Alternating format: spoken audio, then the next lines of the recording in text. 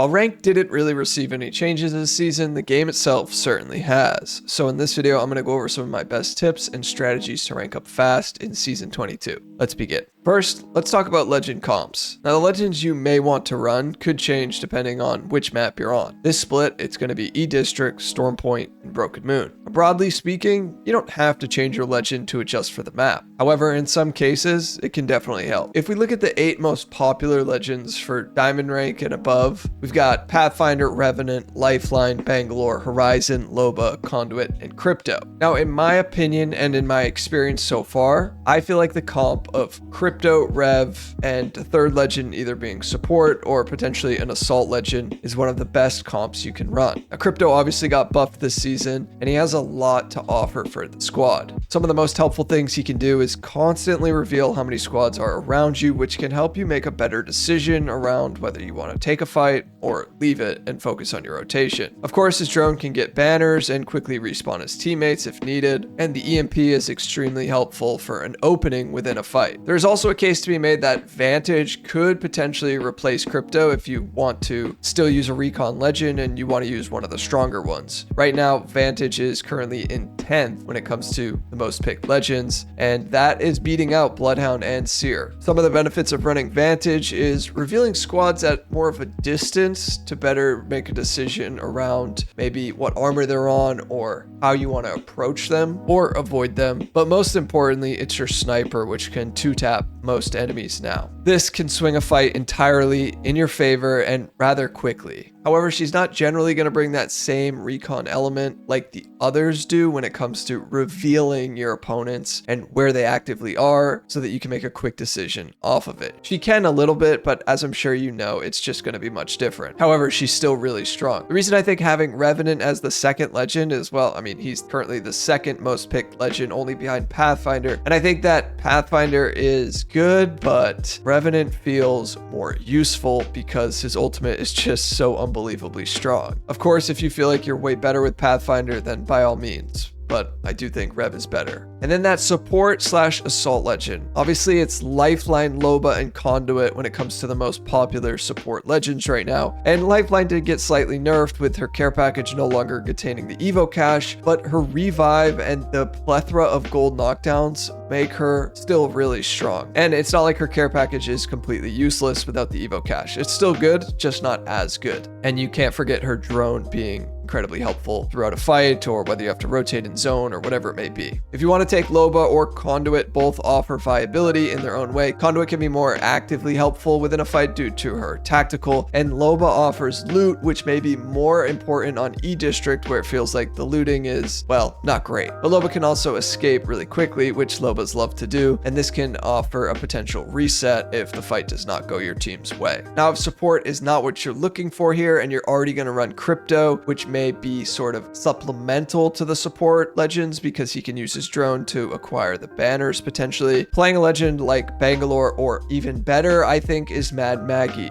Now, that's just my opinion. The pick rate would disagree with my opinion here, with Bangalore having an 8.2% and Maggie only at 3.5%. But with shotguns being so meta, Maggie feels like one of the best options to run. Okay, so now that you've got your legends picked out, let's talk about broad strategies on how to play this season. By and far, I would recommend landing uncontested, at least in the majority of your games, if possible. Get looted up, get your armor up, and be aware of who landed around you. Of course, most of you will know this by now, but getting to blue armor as quick as possible is one of the most important things you can do early game. So using your Legends class perks to get additional Evo, and then hopefully finding an Evo harvester near you. Now, depending on who landed around you and how far you have to rotate, this will definitely dictate your next move. If you're forced to contest at a POI though, or even decide you want to, try to always make sure it's in a place that you and your squad are comfortable 50-50ing in. It usually sucks contesting a drop in an area your squad isn't used to being in, and potentially where the other team is actually used to it and they can quickly find advantages on how to play it and use it against you. Oh, and if you're solo queuing, well, this will apply, but only if you can get the jump master. And if you are solo queuing, by and far, just try to land uncontested. The thing that I try to focus on if I am contesting off of drop is I want to make sure we can and get the fight going as soon as possible. If the fight stalls out, if it goes on too long, typically one of the teams just gets blessed with an evil harvester near them. They get the benefit of getting to blue armor while the other team generally can't. And then in addition to that, the longer it goes on, the more attention it can attract from other teams in the area. You know, the team in the neighboring POI is definitely going to move over because they think, hey, they're fighting over there, let's just third party it. Everybody's thinking about trying to third party one another. So being very, very aware of how long you're fighting is something you're going to want to adopt if you don't typically do it. And this is super important, but I don't think a lot of people consider it, is that the sooner you can get the fight going, the less likely you are to deplete what limited resources you already have off of drop. Chances are you're not going to have a ton of shields, not going to have a ton of ammo, and you might not even have the best guns. The worst thing in that kind of situation is a prolonged fight. But let's say you are uncontested and you're prompted with a mid or early game fight that isn't off of drop, but it's as you're rotating. My recommendation would be take it if you have things favoring you and your squad. Things such as armor advantages, things such as positional advantages. Maybe you notice that one of their players is severely out of position and you can outnumber them. Maybe it's a fight you have to take because between you and the circle is this team, but maybe it isn't. So if things are not going your way, always try to look to reposition so you can find better footing. The higher up you are in the ranks, the more likely that team that you try to avoid is just going to try to hunt you down. Not always, but it's a general rule that you should think about. If you can understand this concept, then while you're repositioning, you may find yourself that you lead that enemy team into a spot where the tables turn. Your team went from having the worst positioning to then having the better positioning, and then the enemy team may find themselves in low ground or whatever it may be. And that's when you can strike.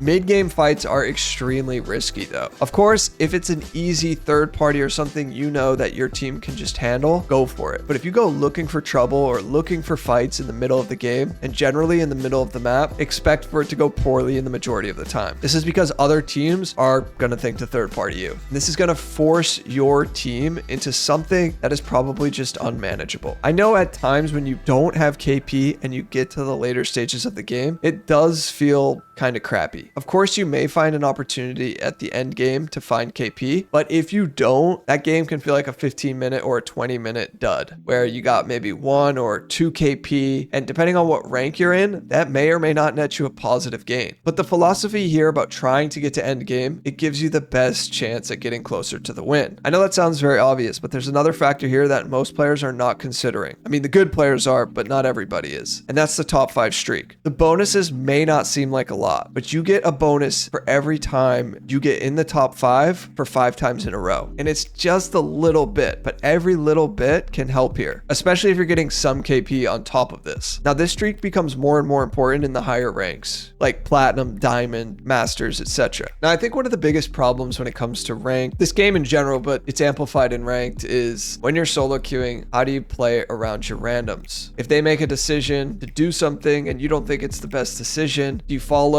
or do you stay where you are and avoid it? There is no one size fits all answer here. I would say, broadly speaking, while you're with randoms, try to stay near them and try to do what you think is best. If that means they're going into a fight and you hear their legend quip say that they cracked someone, move closer and investigate further. If it's definitely a move that you would not do or you don't think is good, obviously go with your gut here and don't follow. But you run the risk of your teammates dying at the expense of you. Essentially meaning it's not your fault that they died, although it could be. What I mean more so is that if your teammates die, it just may lead that enemy team to hunt you down. Depending on what legend you are, what time of the game, etc. This is something that can really backfire if you don't get involved and give your team and your teammates the best chance of winning at the beginning of the fight. I know people are always looking for broad answers here and they want this to not really be as big of a problem as it is. And even for myself, there are some games where I'm like, I'm not going to follow this person because I don't think what they're about to do is smart. But then at the same time, I'm going to end up dying most likely anyway, or I'm going to have to go solo without any KP, and it's sort of just a zero-sum game at that point. You shouldn't assume your randoms are going to do the right thing, but as far as it goes, trying to play together is your best chance at success, generally speaking. It doesn't hurt to get on the mic and try to communicate as well, although I know a lot of you don't want to do that. If you're playing with a squad, great. Try to focus on getting better each and every game. Look at your mistakes and try to correct them game after game. Talk about the situations that you lost. Talk about the situations that you guys did well in and why. It's equally as important to understand why you lost in a situation as it is to understand why you guys won in that situation. Sometimes you may have got lucky, but more more often than not, it was due to something that you guys did correctly. Remember that the KP points are essentially still capped at 6. This means that anything beyond 6, you don't really gain that much from. So 1 to 2 fights is essentially all you really need. And at times it can be hard to just settle down if you already got a squad wipe and then you know another fight is near you and it's really easy, but it may jeopardize you getting to endgame. This is where discipline will really come into play here. If you don't have a good amount of discipline, it can be easy to sort of flounder in the rank that you're going to face some friction in, whether that's gold, platinum, silver, like whatever it is. If you aren't disciplined in the macro side of ranked, it's really, really hard to see yourself continuing to rank up. This gets amplified as you solo queue with the inconsistencies of the games. One game you might have good teammates or you guys play better. The next game or the next several games, your teammates may not be great or you may not be great, whatever it may be. It's just going to be much more inconsistent when you solo queue. So your gains have to be amplified and your losses have to be minimized. This is crucial to ranking up. You need to take the long lens here, but still focus on the smaller details, game in and game out. If you're on a losing streak, my recommendation would be to take a break as well. There's nothing like spiraling in the ranks as you play for an hour or two, knowing that you're not in the right headspace and knowing that things are not going well and your losses could be compounded due to that. I think overall the ranked mode can be really fun when you're succeeding, but on the flip side to that, it can also drive you insane. The rewards still aren't all that special, but most people are playing ranked for themselves at this point as opposed to the rewards, unless they're trying to get to Predator or something like that. Even still, Apex has completely neglected to increase the ranked rewards that would help more players be interested in this game mode. However, I'm getting a little off topic here.